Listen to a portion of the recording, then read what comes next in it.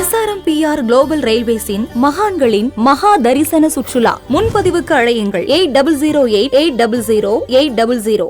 தமிழகத்தில் காலியாக உள்ள விக்கிரவாண்டி சட்டப்பேரவை தொகுதி இடைத்தேர்தல் ஜூலை 10ஆம் தேதி நடைபெறும் என அறிவிப்பு வெளியாகியுள்ளது. இது தொடர்பாக எமது செய்தியாளர் ரிஷி தரும் கூடுதல் தகவல்களை இப்போது பார்க்கலாம். நாடு முழுவதும் 13 மாநிலங்களில் இருக்கும் சட்டமன்ற தொகுதிகளுக்கான இடைத்தேர்தல் நாளினை இந்திய தேர்தல் ஆணையம் தற்போது அறிவித்துள்ளது. தமிழ்நாடு மட்டுமல்லாமல் பீகார், உத்தரகண்ட், மத்திய பிரதேசம், வெஸ்ட் பெங்கால் போன்ற மாநிலங்களுக்கும் இடைத்தேர்தல் அறிவிக்கப்பட்டுள்ளது. தமிழ்நாடு பொறுத்தவரை விழுப்புரம் மாவட்டத்தில் இருக்கும் விக்கிரவாண்டி சட்டமன்ற தொகுதியில் முன்னாள் திமுக சட்டமன்ற உறுப்பினர் புகழேந்தி உயிரிழந்த காரணத்தினால் தற்போது ஜூலை 10ஆம் தேதி இடைத்தேர்தல் நடைபெறும் என இந்திய தேர்தல் ஆணையம் அறிவித்துள்ளது.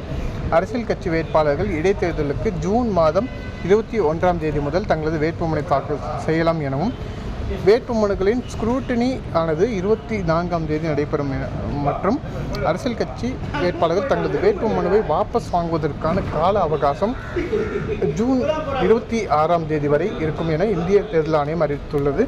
மேலும் ஜூலை 10ஆம் தேதி தேர்தல் நடைபெறும் எனவும் ஜூலை 13ஆம் தேதி வாக்கு எண்ணிக்கை நடைபெற உள்ளது என இந்திய தேர்தல் ஆணையம் அறிவித்துள்ளது.